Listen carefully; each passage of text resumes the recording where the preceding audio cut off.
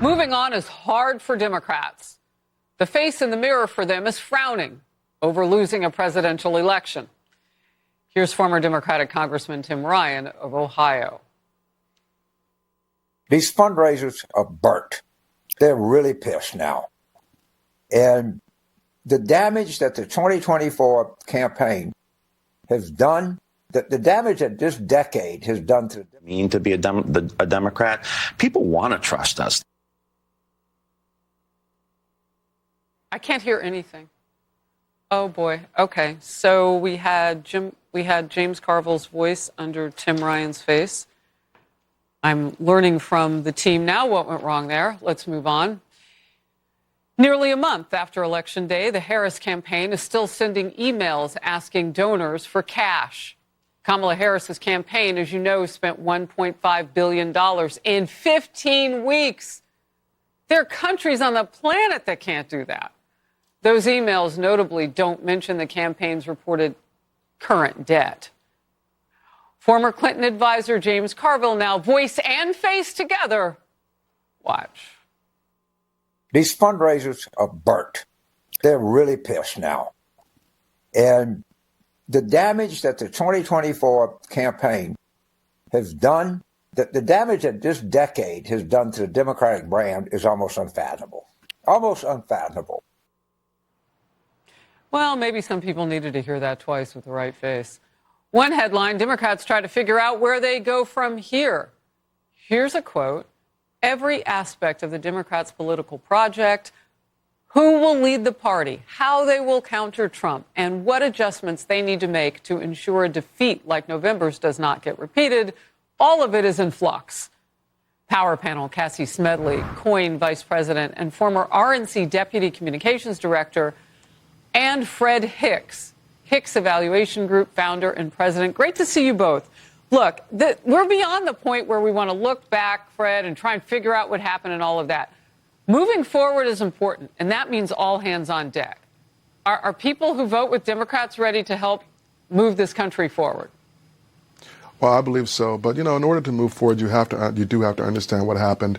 And this is not an uncommon thing, Harris. As a matter of fact, in 2008, when Republicans lost then Lieutenant Governor, who then became RNC chairperson, Michael Steele, penned an op-ed called Down Not Dead, where he laid out a path for Republicans to return to power. And just 2 years later, Republicans issued a shellacking, as Barack Obama called it at the time. Do you think you can do that on your side of the aisle? I absolutely think so. Just 2 years ago, Where would you start? Republicans Just give me one thing that you learned from this. What would you start with? I would start with two things. Number one, organizing at every level, and then number two, really understanding a mastery of new media, right? And so we are lagging as Democrats in those areas. I think that the campaign spent a lot of money on digital ads. I know at one point they made a $300 million buy, and they neglected traditional media. They neglected to do a lot of things on the ground. Yeah, they tried that to Joe move in Rogan different podcast, spaces. that hurt, right? Not only did Trump do it, but the presidential candidates' vice presidential pick, J.D. Vance, did it too. I know what you're saying when you say mastery of new media. She failed. Cassie. Yeah, it's not just where you're buying media, it's what you're saying with that media buy. That's where the real failure was. When you talk about where are you going to make changes, let's just take a piece of humble pie and say, you know what? We fed these messages to the American people every possible place we could think of, and they rejected them because our message is wrong, our policies are wrong, our policies aren't working. That's where we really need to take a minute of introspection as Democrats. But the other side of it, James Carville is also saying he's going to assemble a team of people to look into that data and where people are getting their messages. And Republicans did that. And they did it early, and they figured out that not only are they on YouTube in addition to traditional media, but also it's what are the issues that they care about. And Democrats just couldn't figure out that the economy, stupid, really is the prevailing message that people still needed to hear some answers from the Democrats. And I think they got to get that first if they're ever going to see any semblance of a shellacking in the future. Well, during his campaign, President-elect Donald Trump's appeals to the so-called bro demographic through media appearances like his interview, as I mentioned, on the Joe Rogan podcast and the endorsement from Elon Musk. Democratic Senator John Fetterman now says it was wrong for Democrats and the New York Times to mock what Trump was doing in those efforts. He told the Times, I was noticing different kinds of energy with Trump. It was clear at that time that people were voting for Trump. And the Democrats' response was, quote, aren't they smart enough to realize they're voting against their own interests, end quote. And that's insulting, Fetterman goes on to say. That's just not helpful. It's condescending. And if anything, that reinforces the kind of stereotype. Look, that the pat voters on the head after calling them deplorable and garbage and so on and so forth. Reverse order now, Cassie. It backfired, but now we have to go forward. And I'm still not really hearing the support of the 76 million people who voted for Trump. Like, well, what did they get right? Let's go talk to those people. Mm-hmm. Well, let's start with John Fetterman in his race in 2022. That was something Republicans got wrong. They didn't understand why he appealed to Pennsylvanians, and they took the time to figure that out. And honestly, that was a big part of why they won Pennsylvania. Not John Fetterman's policies, but that he speaks as the everyman, that he goes and gets his information where we all are getting our information. And they took some real time to understand that. And you saw the results of that effort on November 5th with the wins in Pennsylvania and flipping a Senate seat in Pennsylvania.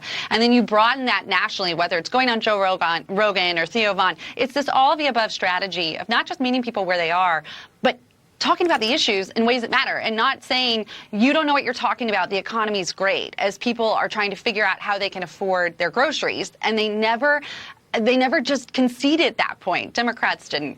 And I think that's a big thing that Democrats can take away from this and maybe pay a little more attention to Senator Fetterman. For all of the $1.5 billion in celebrities and everything else, they didn't win the election. But this is an interesting development, Fred. And maybe it's just name recognition and it's only been 30 days or less. A recent poll shows Vice President Kamala Harris is ranked as the top Democrat contender for the 2028 White House nomination. One party strategist says, don't do that. Don't run again. There's a reason Kamala Harris was so roundly rejected in the 2020 Democratic primary. Democrats did not choose her. The party elders chose her. The politicians chose her. So 4 years from now, I do not see her being the cream that rises to the top. Fred, what's your take?